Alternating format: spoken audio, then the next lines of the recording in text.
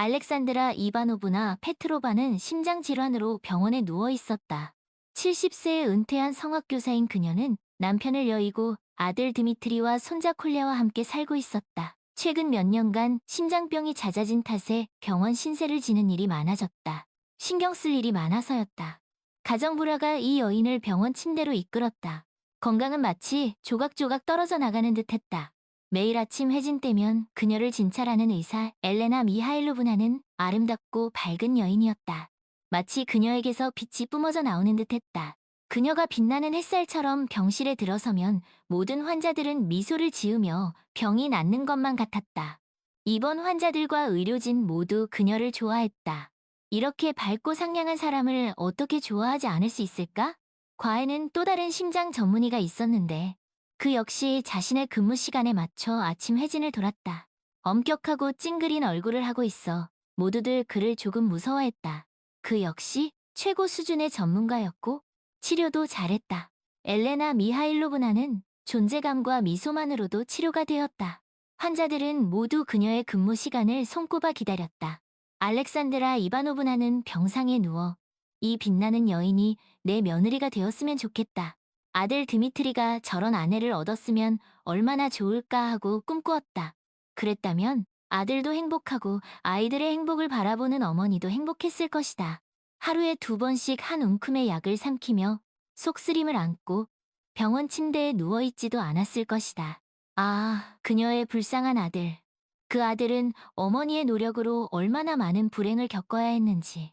젊은 나이에 겪지 않아도 될 일을 이미 겪었고 어떤 이들은 은퇴할 때나 되어서야 겪을 일들을 그 나이에 벌써 겪어야 했다.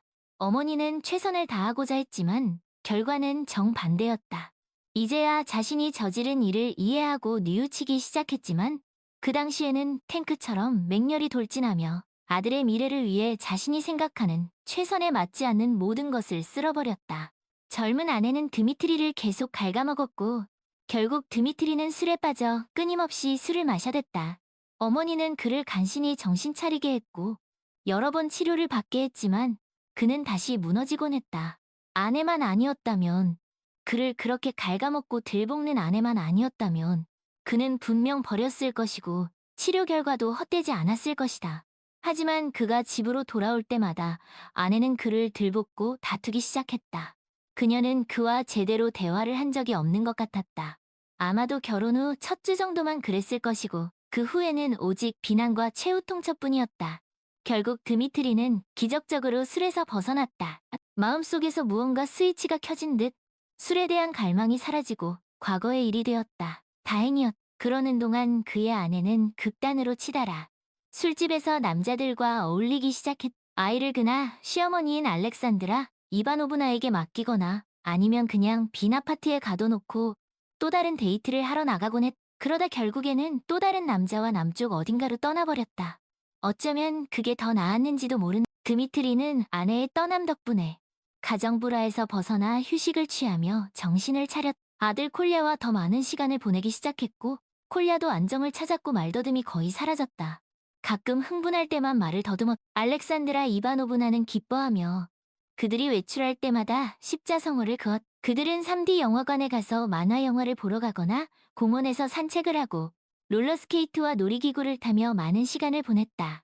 책도 많이 모이도드르도 읽었지만 나이에 비해 수준 높은 책들도 콜랴는 이미 글을 잘 읽었고 음절 하나하나를 또박또박 읽을 때는 말을 전혀 더듬지 않았다. 한 번은 드미트리가 아들과 함께 동물원에 갔다가 그곳에 대한 자신의 불쾌한 기억이 되살아나 몹시 후회했다. 우리 속의 동물들은 너무나 불쌍해 보였고 구석에 웅크린 채 생기없는 눈으로 그저 갇혀있는 고통을 묵묵히 견디고 있었다. 4살배기 꼬마는 슬픈 곰이 갇힌 좁은 우리 앞에 멈춰서서 곰의 슬픈 눈에서 고통을 보았고 울음을 터뜨렸다.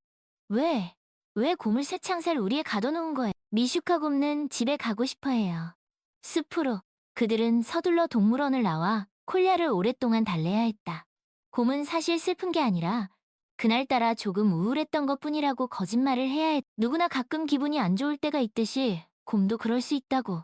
드미트리는 나중에 자신이 정말 바보 같았다고 자책. 그는 서커스와 동물원을 잔인한 곳이라 여기며 싫어했는데 아들을 그곳에 데려간 것이다. 아이가 어리니까 동물들을 보면 재미있어 할 거라고 생각했던 것. 재미있기는커녕 콜리아는 어리지만 어리석지 않았고 똑똑한 아이였기에 그저 낯선 동물들을 본 것이 아니라 갇혀있는 그들의 고통을 본 것이. 콜리아는 나중에 커서 대통령이 되면 동물들이 우리에 갇히지 않도록 모든 동물원을 없애겠다고, 동물들도 사람이니까 자유롭게 집에서 살고 싶어 한다고 말했. 드미트리에게는 참 좋은 아들이 있었다.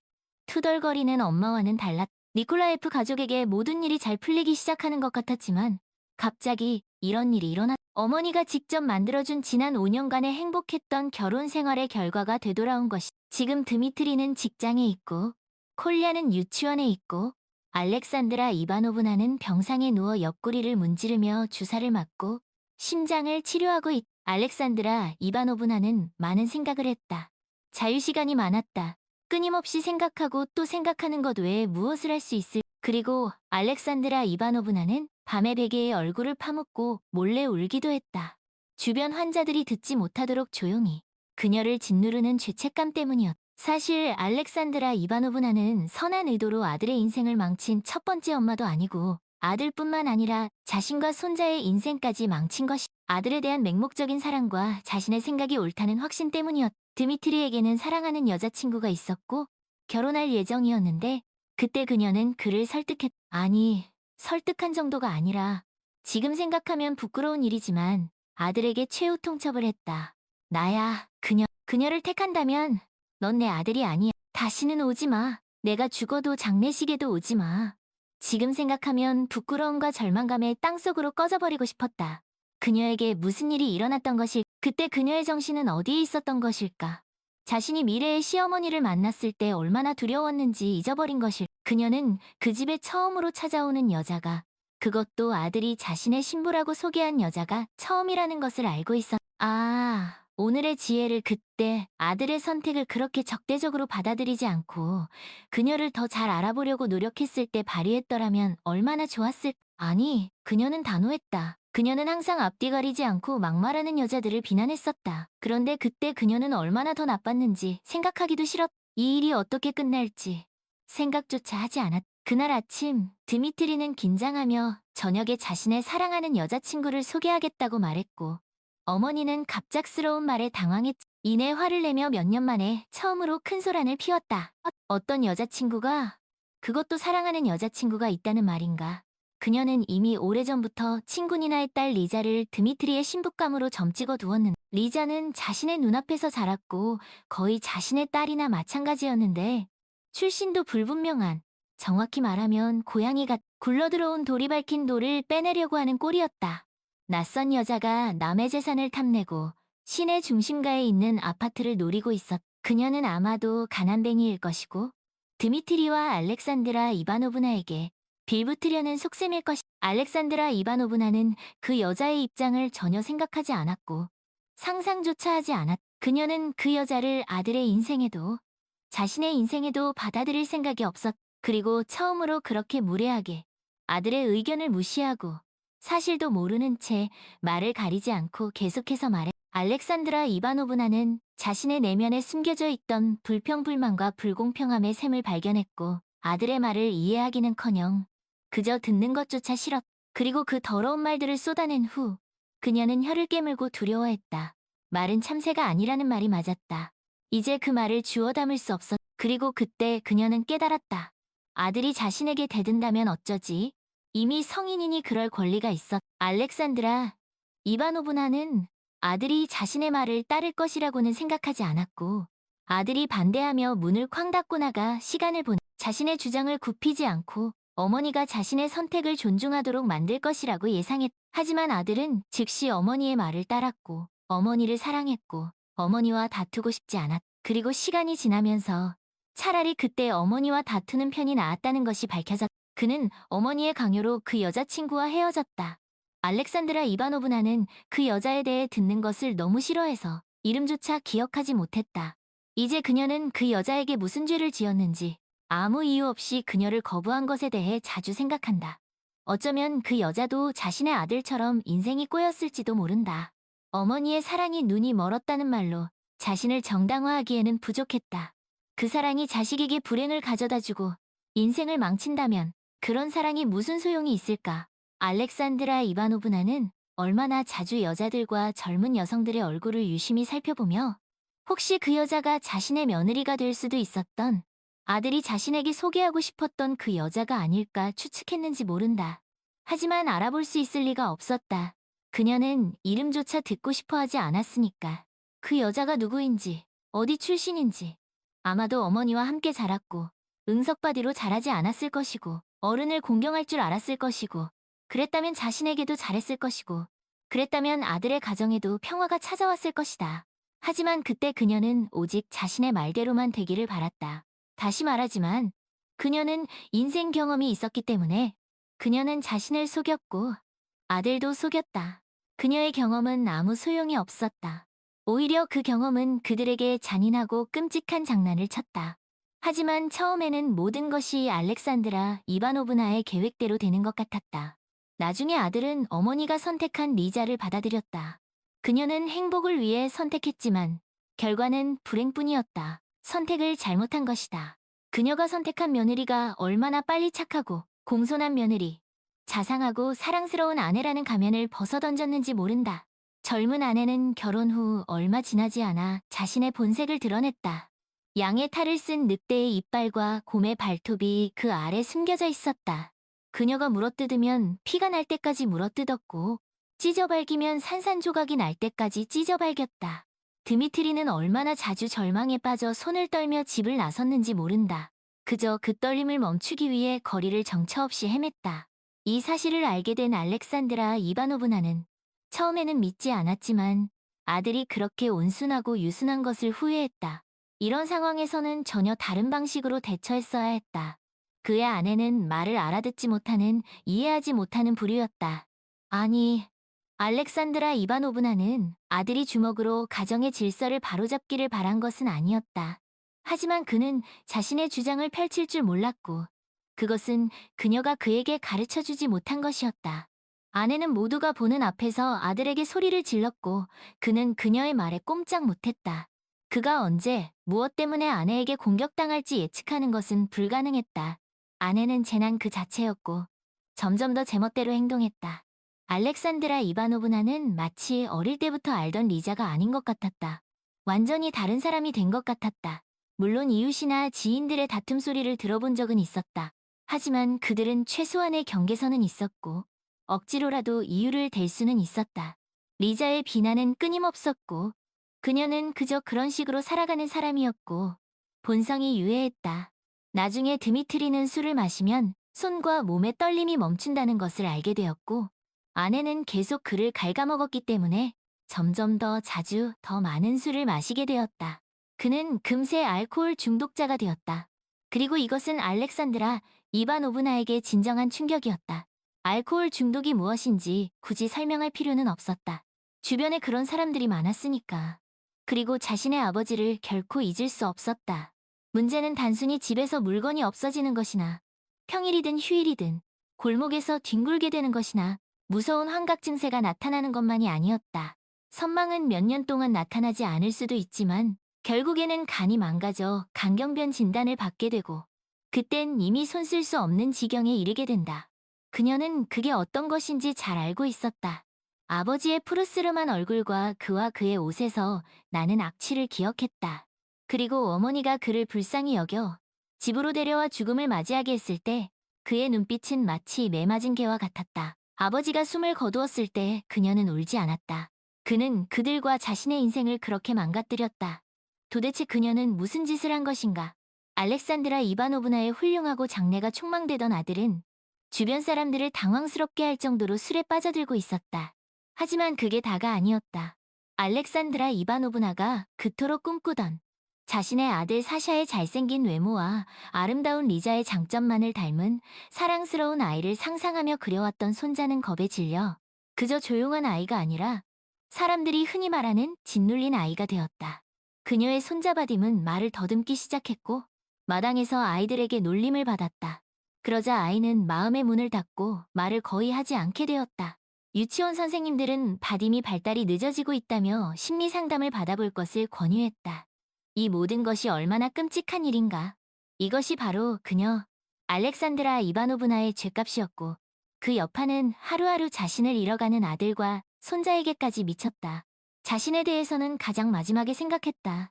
죄책감이 가장 컸다. 하지만 이제는 자신에 대해 생각하지 않을 수 없는 순간이 왔다. 알렉산드라 이바노브나는 부엌에서 심장약을 냄새 맡는 일이 잦아졌고 집안의 모든 서랍에는 진정제가 놓여 있었다. 심장이 점점 더 자주 옥죄어 왔다. 심지어 구급차를 부르는 일까지 벌어졌다. 이렇게 불행한 결혼 생활은 신경을 갉아먹고 몸을 망가뜨린다. 질병은 예상치 못한 곳에서부터 온갖 곳에서 덮쳐왔다. 하지만 그녀의 머릿속에는 한 가지 생각뿐이었다. 손자와 아들을 구해야 했다. 손자는 아들과 함께 구해야 했다. 아들은 바딤을 사랑했고 술을 마시지 않은 맑은 정신이라면 아이에게 무엇이 위협이 되는지 이해할 것이다. 그러므로 아들부터 시작해야 했다.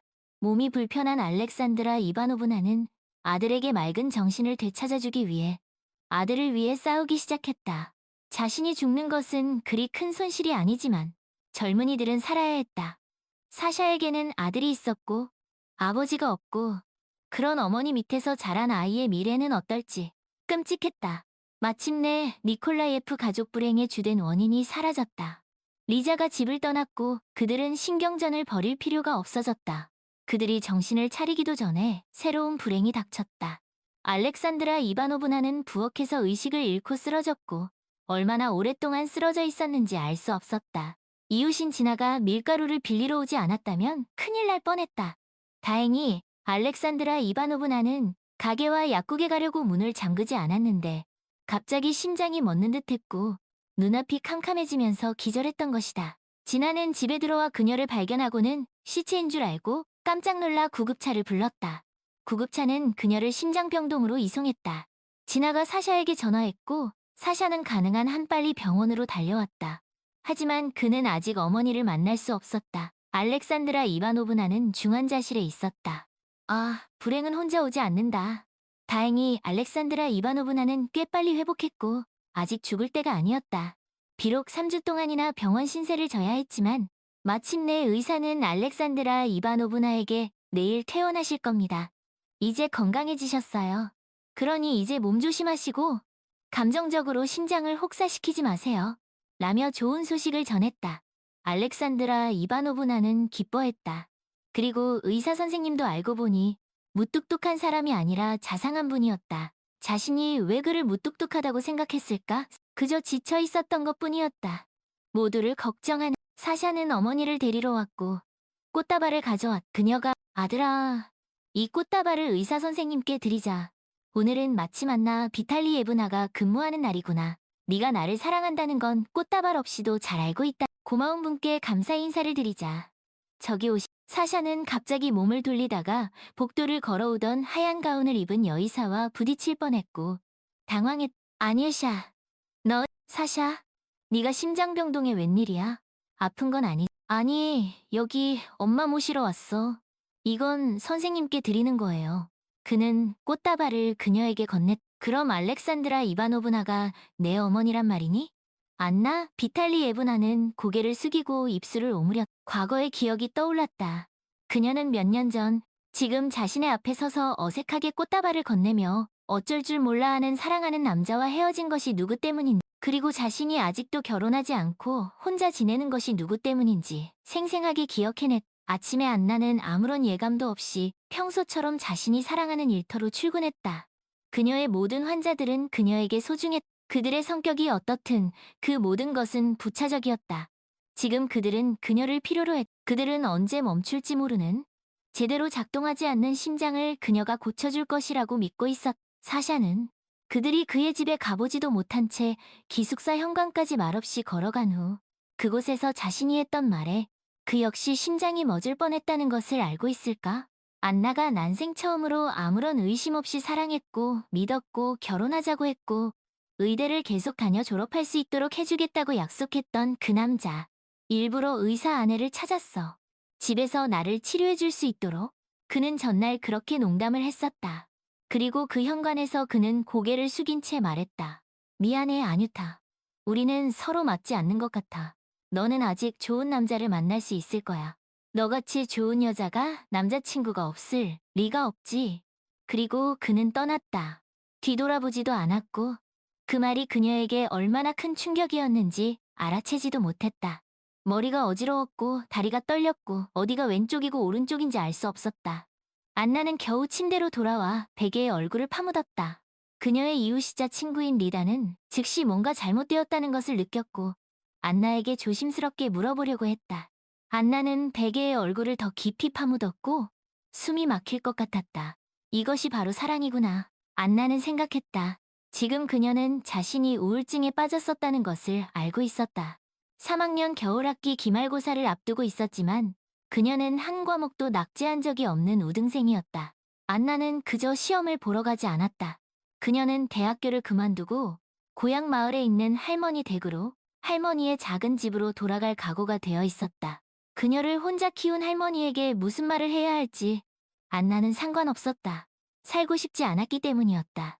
자신과 마찬가지로 시골에서 온 고아나 다름없는 리다가 안나를 뒤흔들기 위해 뺨을 때리는 듯한 말을 찾아낸 것은 고마운 일이었다. 그래, 네, 할머니는 정말 행복하시겠다. 손녀딸이 돌아왔으니. 그런데 공부는 안 할 거라고? 어떤 남자 때문에 인생을 망쳤다고, 그 남자에게 속았다고.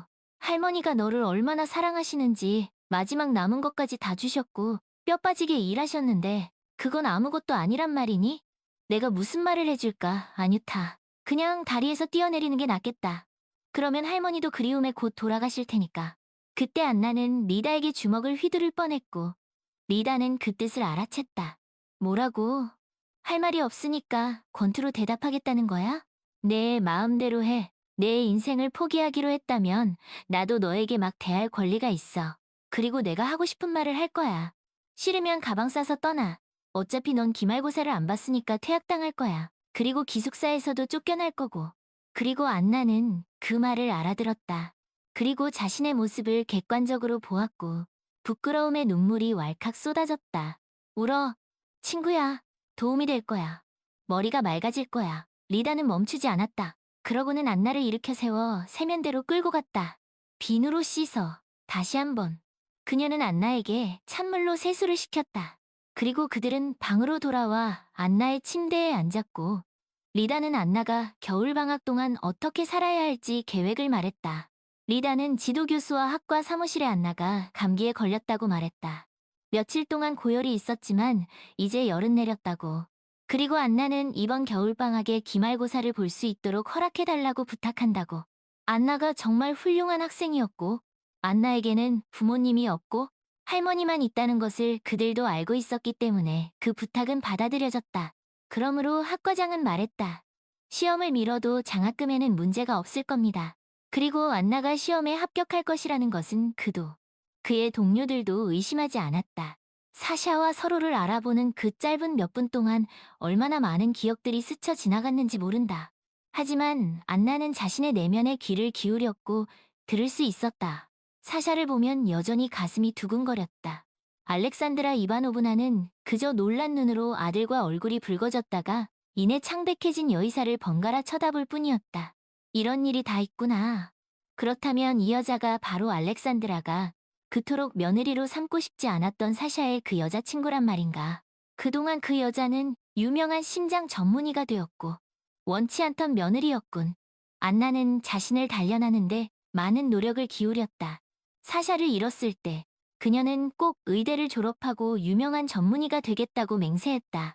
그가 누구를 잃었는지 깨닫고 뼈저리게 후회하도록 만들겠다고. 그리고 그녀는 그 꿈을 이루었고 도시와 지역에서 가장 훌륭한 의사가 되었다. 다른 도시에서도 그녀에게 진료를 받으러 올 정도였다. 수도에 있는 유망한 새 병원에서 오래전부터 그녀를 스카우트하려고 했지만 그녀는 이사 가는 것을 망설였다. 이곳에도 사람들이 살고 있고 아프고 그녀의 도움이 필요했다. 그들을 두고 떠날 수 없었고 그녀의 뿌리도 이곳에 있었다. 그리고 공원이 내려다 보이는 교통이 편리하고 학교와 가까운 시내 중심가에 있는 넓은 아파트도 있었다. 새로운 곳에서도 이렇게 편리하고 사랑스러운 집을 구할 수 있을까? 사샤는 안나에게 꽃다발을 들고 병원 앞에서 그녀를 기다리며 구애하기 시작했다. 하지만 안나는 그를 믿기가 두려웠다. 5년 전에 이미 한 번 상처를 받았기 때문이었다. 그때 그는 모든 것이 잘 될 것이라고 맹세했지만 그녀를 지켜주지 못했고 그저 그녀를 버렸다. 마침내 그는 일요일에 함께 영화를 보러 가자고 그녀를 설득했다. 망설이던 안나는 결국 그의 제안을 받아들였다. 옛 상처를 헤집고 싶지 않아 거절하고 싶었지만 자신도 모르게 좋아요라는 말이 튀어나왔다. 그는 그녀의 좋아요라는 말에 너무 기뻐했고 그녀는 그 말을 번복할 용기가 나지 않았다. 사샤는 최근 들어 걷는 것이 아니라 마치 날아다니는 것 같았다. 그의 심장은 노래를 불렀고 계획을 세웠고 살고 싶어졌다. 그는 오랫동안 이런 기분을 느껴본 적이 없었고 이제 그는 무엇이든 할 수 있을 것 같았다. 그래서 그가 하늘을 나는 듯한 기분에서 아스팔트 바닥에 얼굴을 곤두박질 쳤을 때 그 고통은 더욱 컸다. 오랜 방황 끝에 말썽꾸러기 아내가 돌아온 것이다. 리자는 원래 양심이 없는 여자였지만 이번에는 더욱 놀라운 모습을 보여주었다. 그녀는 마치 아무 일도 없었다는 듯이 예전의 결혼 생활로 돌아가기를 요구했다. 그녀는 남편이 자신에게 빚을 졌다고 강조했다. 결국 자신이 행복을 찾아 떠나야 했던 것은 자신의 잘못이 아니었고 그 행복은 법적 남편이 제공해야 할 의무였다고 주장했다. 사샤는 그녀의 주장을 들으며 고개를 끄덕이고 자신이 그녀의 법적 남편이고 그녀가 아들을 낳아주었기 때문에 그녀에게 빚을 졌다는 것에 동의했다. 하지만 이번에는 어머니가 다시 개입했다. 아들의 겁에 질리고 체념한 듯한 눈빛과 생기 없이 축 늘어진 팔을 본 알렉산드라 이바노브나는 참지 못하고 소리쳤다. 그만해. 넌 그에게 아무런 빚도 지지 않았어. 너는 그를 버렸고 아이도 버렸어. 거의 1년 반 동안 어디에서 누구와 함께 있었는지도 모르겠어. 어쩌면 네가 무슨 병에 걸렸을지도 모르고 그걸로 가족을 감염시킬지도 몰라. 그녀는 눈을 크게 뜨고 숨을 헐떡이며 말했다. 너야말로 병이야. 내가 너희들에게 본때를 보여주겠어. 우선 내 짐을 싸서 여기서 내 집으로 돌아갈 준비나 해. 내 남편은 내 잔소리에 진절머리가 났어. 내 집은 여기야. 어디든 상관없어. 여기만 아니면 돼. 이혼하면 어차피 너는 여기에 있을 수 없을 테니까 내가 아파트 절반을 되찾을 거야. 헛소리, 머리가 있으면 생각을 해봐. 아파트는 내 명의로 되어 있어. 그러니 너는 문지방에 먼지 하나도 가져갈 수 없을 거야. 아이는 아버지와 함께 있을 거야. 그리고 너, 아이에게 양육비를 지급하고 싶지 않으면 짐을 싸서 꺼지는 게 좋을 거야. 뭐? 양육비? 그래, 네 머리가 나쁘면 변호사와 상담해봐. 그만, 너랑 여기서 더 이상 이야기하고 싶지 않아. 네가 직접 짐을 싸든지 아니면 내가 내 짐을 싸서 택배로 니나에게 보내줄 거야. 다시는 내 집에 발을 들여놓을 생각도 리자는 방 한가운데 서서 시어머니를 노려보았다. 아마도 그녀가 제가 되기를 바랐을 것이다. 그녀는 갑자기 몸을 돌려 짜증을 내며 밖으로 문을 어찌나 세게 쾅 닫고 나갔는지 맞바람에 커튼이 펄럭였고 창문 위에 있던 커튼봉이 떨어져 내렸다. 커튼봉은 굉음을 내며 떨어졌고 꽃병과 화분을 깨뜨렸다. 화분의 흙이방 전체에 흩어졌다. 다행히 바딤은 집에 없었고 아직 유치원에서 데려오지 않아 불쌍한 아이가 그 끔찍한 광경을 보지 않아서 다행이었다. 그랬다면 또 말을 더듬기 시작했을 것. 알렉산드라 이바노브나는 청소를 해야 했고 사샤는 간단한 집수리를 해야 했고 그리고 나서 며느리의 짐을 싸서 택시로 니나에게 보내야 했다. 알렉산드라 이바노브나는 최근에 니나와도 크게 다투었다. 오랫동안 친구로 지내며 한 번도 다툰 적이 없었는데 이번에는 결국 다투고 말았다. 니나는 리자가 남편과 잘 지내지 못하면 결국 딸을 다시 받아들여야 할 것이라는 것을 알고 있었다. 그리고 딸의 성격을 잘 아는 니나는 그런 상황을 원치 않았다. 그녀는 사샤에게 리자에게 한 번 더 기회를 주라고 설득하려고 했다. 그녀는 알렉산드라 이바노브나에게 개입해서 아들에게 정신 차리고 가정으로 돌아가라고 설득해보라고 했다. 그들에게는 아들이 있지 않는 다른 사람들처럼 살라. 그러다가 그녀는 아예 알렉산드라 이바노브나가 집을 나가서 젊은 부부에게 자유를 주지 않았다고 비난하기 시작했다. 내가 내 집에서 어디로 나가란 말이 어디든 작은 방이라도 하나 어찌 그랬어. 그랬다면 가정이 깨지지 않았을지도 모르지. 네, 그 성질 고약한 딸이랑 무슨 가정을 이룬다고. 그녀는 사샤를 산채로 잡아먹을 뻔했어. 게다가 바람까지 피웠잖아. 맙소사, 정말. 가질 때는 좋았겠지. 니나가 쏘아붙였. 너도 리자를 며느리로 삼고 싶다고 했었잖아. 그래, 그리고 100번도 넘게 후회했다고? 내 딸 인생을 망친 건 바로 너야. 너랑 내 아들이 함께 망쳤어. 그 여자라면 누구든 인생을 망칠 수 있어. 사샤는 거의 알코올 중독자가 될 뻔했고 나는 몇 년째 병원 신세를 지고 있고 주사를 맞고 있어. 아무튼 친구야. 나는 그들이 화해하도록 돕지 않을 거야. 오히려 그 반대지. 내 생각엔 내 그 뱀 같은 여우를 진작에 내쫓았어야 했어. 이게 내 입장이고 다시는 나에게 전화하지 마. 알렉산드라 이바노브나는 화가 나서 전화기를 내던졌고 그러고는 혹시 전화기가 망가졌을까봐 걱정스럽게 쳐다보았다. 다행히 전화기는 멀쩡했다. 사람들이 서로 합의를 보지 못하는데 불쌍한 전화기가 무슨 잘못이람. 결국 사샤는 리자와 이혼했고 알렉산드라 이바노브나의 마음속에서 큰 짐이 덜어진 듯했고 심지어 진정제도 조금씩 잊어가고 있었다. 리자는 법정에서 아들에 대한 양육권을 주장했지만 받아들여지지 않았다. 증인들은 아이를 돌본 것은 할머니와 아버지였다고 증언했다. 반면 어머니는 아이를 혼자 가둬두고 새벽까지 데이트를 즐기곤 했다. 그녀의 마지막 데이트는 무려 1년 반 동안이나 이어졌다. 아동보호위원회는 아이의 양육 환경을 조사했고 아버지 측에 유리한 판결을 내렸다. 이웃인 진아의 증언도 큰 도움이 되었다. 법원은 바딤을 아버지와 함께 살도록 결정했다. 판사가 판결을 발표하자 리자는 그 자리에서도 난동을 부렸고 결국 법정에서 쫓겨났다. 그녀는 자신이 어린아이의 부모이자 양육자로서 자격이 없다는 것을 다시 한번 증명한 셈이었다. 이제 자유의 몸이 된 사샤는 안나에게 기쁜 마음으로 공연, 전시회 또는 강에서 보트를 타러 가자고 제안했다. 그들은 점점 더 자주 만나게 되었고 그동안 그들의 옛 감정은 사라지지 않고 그대로 남아있었다. 하지만 안나는 마치 무언가를 고민하고 무언가를 결심하려는 듯 그러나 결심하지 못하는 듯 점점 더 초췌해져 갔고 사샤는 그런 그녀를 걱정했다. 그가 끈질기게 물어보면 그녀는 그저 슬픈 미소를 지으며 고개를 저을 뿐이었다. 그냥 우리가 잃어버린 시간이 너무 아까워서 그래. 바딤이 걸림돌이 되느냐는 사샤의 질문에 그녀는 화를 냈다. 무슨 그런 말을 하는 거야, 사샤. 어떻게 아이가, 그것도 내 아이가 걸림돌이 될 수 있겠어. 어느 날 그들은 교회로 피크닉을 가기로 약속했다. 안나를 데리러 가기 위해 사샤와 바딤이 함께 가기로 했고 그들이 서로 만날 때가 되었다. 사샤와 아들은 넓은 엘리베이터를 타고 필요한 층까지 손을 잡고 올라갔다. 와, 아빠, 이 집 정말 멋지다. 모든 게 다 새 거네.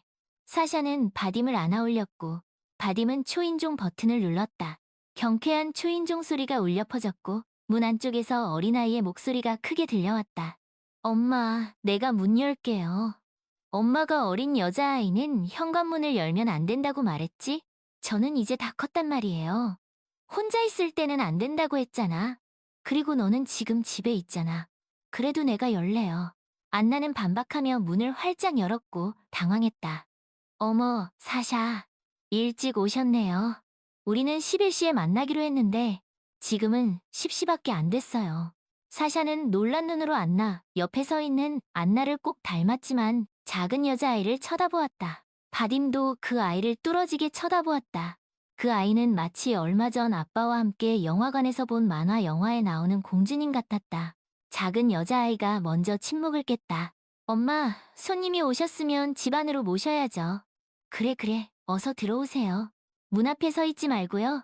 안나는 중얼거렸다. 그들은 넓은 복도로 들어섰고 사샤는 여자아이 옆에 쪼그리고 앉아 물었다. 이렇게 예쁜 아이는 누구일까? 저는 카짜예요. 엄마 딸이에요. 여자아이는 진지하게 대답했다. 그래, 카짜, 반갑구나. 이쪽은 바딤이고 아빠 아들이야. 그리고 나는 사샤야. 사샤는 미소를 지으며 말했다. 만나서 반가워요. 그럼 제가 바딤을 데리고 가서 물고기를 보여줄게요. 그래도 되죠, 엄마? 그럼 가봐. 안나는 고개를 끄덕였고 사샤는 말했다. 그래서 네가 그렇게 고민했던 거구나. 그런데 왜 나에게 바로 말하지 않았어? 어떻게 말해야 할지 몰랐어. 적당한 말을 찾으려고 했는데 그게 잘 안 됐어. 바딤에게 이제 여동생이 생겼네. 정말 멋진 일이야. 사샤는 안나를 껴안았다. 안나는 그의 가슴에 얼굴을 묻고 조용히 말했다. 이미 여동생이에요. 그 아이는 당신 딸이에요. 사샤. 사샤는 말을 잃었다. 적절한 말을 찾기가 쉽지 않았고 그는 그저 안나를 더 세게 껴안을 뿐이었다. 왜 나에게 말하지 않았어? 왜? 그랬다면 당신은 아이 때문에 나와 함께 있어야 했을 거예요. 하지만 나는 당신이 나 때문에 나와 함께 있기를 바랐어요. 그런데 당신은 그냥 사라져버렸고 다시는 나타나지 않았어요. 나도 그러고 싶었어. 하지만 나는 겁쟁이였어. 싸웠어야 했는데 시작도 하기 전에 포기했어. 미안해, 정말 미안해. 용서했어요, 사샤. 그런데 피크닉은 나중에 가고 지금은 어머니 댁에 가요. 안나는 초조해졌다. 걱정 마. 무슨 일이야? 이번에는 무슨 일이 있어도 당신을 포기하지 않을 거예요. 당신과 딸을 어머니가 뭐라고 하시든. 그때 초인종이 끈질기게 울렸다. 누구지? 사샤와 바딤은 피크닉을 갔는데. 그리고 사샤는 열쇠가 있잖아. 알렉산드라 이바노브나는 문을 열었고 문 앞에 멍하니 서 있었다. 사샤, 바딤, 안나, 비탈리에브나, 아뉴샤, 그리고 아뉴샤를 꼭 닮은 손자보다 키가 큰 여자아이. 그들 4명은 줄지어 현관으로 들어섰다. 알렉산드라 이바노브나는 아들과 안나의 눈을 쳐다보았고 모든 것을 이해했다. 미안하다. 얘야, 정말 미안하다. 그녀는 중얼거리며 안나를 껴안았고 다른 한 손으로는 안나의 딸을 껴안았다. 사샤는 그들 3명을 한꺼번에 껴안았다. 바딤은 그 모습을 빤히 쳐다보았다. 모두들 껴안고 있었고 아마 자신도 그래야 할 것 같았다. 그리고 그도 팔이 닿는 한 아빠와 할머니 사이에 끼어들어 그들을 껴안았다. 사샤는 어머니의 백발머리에 대고 말했다. 엄마, 짐 챙기세요. 우리 모두 함께 피크닉 갈 거예요. 온 가족이 함께. 알렉산드라 이바노브나는 지난 몇 년간 겪었던 고통과 회한, 그리고 이제야 찾아온 평화에 대한 감사함으로 눈물을 흘렸다.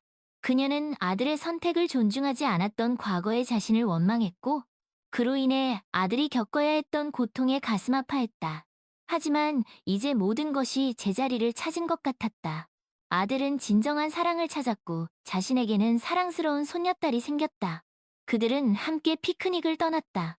아름다운 호숫가에 자리를 잡고 맛있는 음식을 먹으며 즐거운 시간을 보냈다. 아이들은 함께 뛰어놀았고 사샤와 안나는 서로의 눈을 바라보며 사랑을 확인했다. 알렉산드라 이바노브나는 그 모습을 흐뭇하게 바라보았다. 그녀는 이제야 진정으로 행복해질 수 있을 것 같았다. 몇 년 후 사샤와 안나는 결혼식을 올렸다. 작은 결혼식이었지만 가족들과 가까운 친구들이 모여 그들의 행복을 축복했다. 알렉산드라 이바노브나는 그 누구보다 기뻐했다. 그녀는 아들의 행복을 진심으로 바랐고 안나와 그녀의 딸 소피아를 가족으로 받아들일 수 있어서 감사했다. 결혼 후 그들은 알렉산드라 이바노브나와 함께 살기로 결정했다. 넓은 아파트는 이제 5 식구가 살기에 충분했고 서로를 의지하며 행복한 가정을 꾸려나갔다. 알렉산드라 이바노브나는 손주들을 돌보며 노년을 행복하게 보냈고 사샤와 안나는 서로를 사랑하며 아이들과 함께 아름다운 추억을 만들어갔다. 어느 날 저녁, 알렉산드라 이바노브나는 소파에 앉아 가족 앨범을 보고 있었다. 앨범에는 사샤와 안나의 결혼사진, 아이들의 성장사진, 그리고 가족여행 사진들이 가득했다. 그녀는 사진 한 장 한 장을 넘길 때마다 지난날의 잘못을 뉘우치고 현재의 행복에 감사하는 마음을 느꼈다. 그때 사샤가 그녀의 옆에 다가와 앉았다. 엄마, 무슨 생각을 그렇게 하세요? 알렉산드라 이바노브나는 미소를 지으며 말했다. 그냥 우리가 얼마나 행복한지 생각하고 있었단다. 너와 안나, 그리고 우리 손주들까지. 모든 게 다 꿈만 같아. 사샤는 어머니의 손을 잡고 말했다. 엄마 덕분이에요. 엄마가 아니었다면 우리는 이렇게 행복해질 수 없었을 거예요. 알렉산드라 이바노브나는 고개를 저으며 말했다. 아니야, 오히려 내가 미안하구나. 내가 너의 선택을 존중했어야 했는데 그러지 못해서 너를 힘들게 했어. 하지만 이제라도 너희들이 행복해져서 정말 기쁘다. 사샤는 어머니를 껴안으며 말했다. 과거는 다 잊어요, 엄마. 지금 우리가 이렇게 행복한 게 중요하죠. 그리고 엄마는 세상에서 가장 훌륭한 할머니예요. 알렉산드라 이바노브나는 눈물을 글썽이며 말했다. 고맙다, 아들아. 너희들이 내게는 가장 큰 선물이야. 그날 밤, 알렉산드라 이바노브나는 편안한 마음으로 잠자리에 들었다. 그녀는 이제 더 이상 과거에 얽매이지 않았고 오직 현재의 행복과 미래에 대한 희망만을 생각했다. 그녀는 자신이 진정으로 축복받은 사람이라는 것을 깨달았다. 상트페테르부르크의 네바 강변에 위치한 오래된 아파트.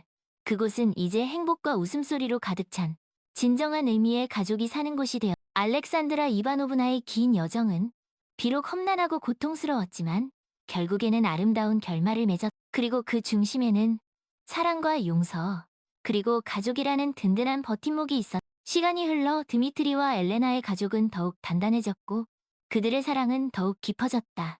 콜야와 소피아는 친남매처럼 우애가 좋았고 서로를 의지하며 성장했다. 알렉산드라 이바노브나는 그런 손주들의 모습을 보며 자신의 지난날을 진심으로 뉘우치고 그들에게 더없이 좋은 할머니가 되고자 노력했다. 어느 따스한 봄날, 가족들은 함께 페테르고프 궁전으로 나들이를 갔다. 화려한 분수와 아름다운 정원을 거닐며 그들은 행복한 시간을 보냈다. 특히 콜야와 소피아는 쉴 새 없이 뛰어다니며 웃음꽃을 피웠다. 할머니, 저기 분수 좀 보세요. 정말 멋져요. 콜야가 말했다. 정말 아름답구나. 마치 동화 속 세상 같아. 엄마, 우리 저기 가서 사진 찍어요. 소피아가 엘레나의 손을 잡아 끌며 말했다. 그래, 그러자. 드미트리, 당신도 이리 와봐요. 엘레나가 남편을 불렀다. 드미트리는 멋쩍은 듯 웃으며 가족들 옆에 섰다. 그렇게 그들은 아름다운 페테르고프 궁전을 배경으로 행복한 가족 사진을 남겼다. 나들이를 마치고 집으로 돌아오는 길, 알렉산드라 이바노브나는 문득 과거 자신이 드미트리에게 했던 모진 말들을 떠올렸다. 그리고 그 모든 것을 바로잡기 위해 얼마나 오랜 시간이 걸렸는지 생각했다. 드미트리, 안나, 그리고 얘들아. 알렉산드라 이바노브나가 조심스럽게 입을 열었다. 내가 과거에 너희들에게 상처를 준 것에 대해 다시 한번 진심으로 사과하고 싶구나. 드미트리는 어머니의 손을 꼭 잡으며 말했다. 엄마, 이미 다 지난 일이에요. 그리고 지금 우리는 이렇게 행복하잖아요. 엘레나 역시 미소 지으며 말했다. 맞아요, 어머님. 이제 과거는 잊고 앞으로의 행복만 생각해요. 그래, 너희들 말이 맞구나. 하지만 그럼에도 불구하고 내 지난날의 어리석음을 잊지 않고 너희들에게 더 좋은 엄마, 더 좋은 할머니가 되도록 노력할게. 알렉산드라 이바노브나가 굳은 다짐을 하듯 말했다. 그날 이후 알렉산드라 이바노브나는 더욱 적극적으로 가족들에게 다가갔다. 손주들과 함께 책을 읽고 그림을 그리고 노래를 부르며 그들의 이야기에 귀 기울였다. 또한 드미트리와 엘레나에게도 따뜻한 조언과 격려를 아끼지 않았다. 그렇게 시간은 흘러 어느덧 콜야와 소피아는 어엿한 10대 청소년이 되었다. 콜야는 여전히 그림 그리기를 좋아했고 소피아는 발레에 재능을 보였다. 드미트리는 여전히 성실한 프로그래머였고 엘레나는 여전히 환자들에게 헌신적인 의사였다. 어느 날 저녁, 온 가족이 모여 저녁 식사를 하고 있었다. 그때 콜야가 진지한 표정으로 입을 열었다. 할머니, 아빠, 엄마, 저 진지하게 그림을 더 배워보고 싶어요. 그래서 예술고등학교에 진학하고 싶어요. 알렉산드라 이바노브나는 손자의 말에 깜짝 놀랐지만 이내 흐뭇한 미소를 지으며 말했다. 정말이니, 콜야? 할머니는 내 결정을 전적으로 지지한단다. 드미트리와 엘레나 역시 아들의 꿈을 응원했다. 그래, 콜야, 네가 좋아하는 일을 할 수 있다면 우리도 정말 기쁠 거야. 소피아 역시 오빠를 격려했다. 오빠, 정말 멋져. 꼭 훌륭한 화가가 될 수 있을 거야. 그날 이후 콜야는 예술고등학교 진학을 위해 더욱 열심히 그림 연습을 했다. 알렉산드라 이바노브나는 그런 손자의 모습을 보며 과거 자신이 드미트리에게 했던 실수를 되풀이하지 않겠다고 다짐했다. 시간이 흘러 콜야는 우수한 성적으로 예술고등학교에 합격했다. 가족들은 모두 기뻐하며 콜야의 새로운 시작을 축하했다. 할머니, 저 해냈어요. 콜야가 합격 통지서를 들고 알렉산드라 이바노브나에게 달려왔다. 그래, 우리 손자, 정말 장하다. 네가 얼마나 자랑스러운지 몰라. 알렉산드라 이바노브나는 눈물을 글썽이며 손자를 꼭 안아주었다. 콜야의 입학식 날, 온 가족이 함께 학교를 찾았다. 콜야는 새로운 교복을 입고 의젓한 모습으로 서 있었다. 콜야, 정말 축하해. 앞으로도 내 꿈을 향해 열심히 나아가길 바라. 드미트리가 아들의 어깨를 두드리며 말했다. 아빠, 걱정 마세요. 저 정말 열심히 할게요. 콜야가 굳은 다짐을 하듯 말했다. 오빠, 파이팅! 소피아가 주먹을 불끈 쥐며 오빠를 응원했다. 우리 손자, 정말 멋지구나. 할머니는 네가 이 세상에서 가장 훌륭한 화가가 될 거라고 믿어. 의심치 않아. 알렉산드라 이바노브나가 따뜻한 미소로 손자를 격려했다. 그렇게 콜랴는 예술고등학교에서 새로운 생활을 시작했다. 그는 재능 있는 친구들과 함께 시간은 쏜살같이 흘러 어느덧 콜랴의 고등학교 졸업 전시회가 열리게 되었다. 알렉산드라 이바노브나와 온 가족은 콜랴의 작품을 보기 위해 전시회장을 찾았다. 전시회장에는 콜랴가 그동안 그린 그림들이 전시되어 있었다. 가족, 풍경, 정물 등 다양한 주제의 그림들이 콜랴만의 독특한 시선과 감성으로 표현되어 있어. 정말 대단하구나, 콜랴. 내 그림에는 영혼이 담겨 있는 것 같아. 알렉산드라 이바노브나가 감탄하며 말했. 할머니, 모두 할머니와 가족들 덕분이에요. 저에게 끊임없는 영감과 사랑을 주셨잖아요. 콜랴가 쑥스러운 듯 웃으며 말했. 드미트리와 엘레나 역시 아들의 작품에 감동했다. 콜랴, 정말 자랑스럽다. 내 그림을 보고 있으니 마음이 따뜻해지는군. 오빠, 정말 멋져. 내 눈엔 오빠 그림이 최고야. 소피아가 엄지손가락을 치켜세웠. 전시회를 둘러보던 중 알렉산드라 이바노브나는 한 그림 앞에 멈춰섰다. 그 그림은 바로 콜랴가 어렸을 적 그렸던 가족들의 모습이었. 다소 서툴지만 따뜻한 가족애가 느껴지는 그림이었. 콜랴, 이 그림 기억나니? 알렉산드라 이바노브나가 물었. 네, 할머니. 제가 아주 어렸을 때 그렸던 그림이잖아요. 콜랴가 대답했. 그래, 이 그림을 보니 너와 소피아가 처음 만났던 날이 생각나는군. 그때 너희들은 정말 작고 귀여웠는데 어느새 이렇게 훌쩍 커버렸네. 알렉산드라 이바노브나가 회상에 젖은 듯 말했. 할머니, 그때 저에게 동생이 생겨서 정말 기뻤어요. 소피아는 저에게 가장 소중한 친구이자 동생이에요. 콜랴가 소피아의 어깨에 손을 올리며 말했다. 나도 오빠가 있어서 정말 좋아. 오빠는 세상에서 제일 멋진 오빠야. 소피아가 환하게 웃으며 말해. 알렉산드라 이바노브나는 그 모습을 흐뭇하게 바라보았다.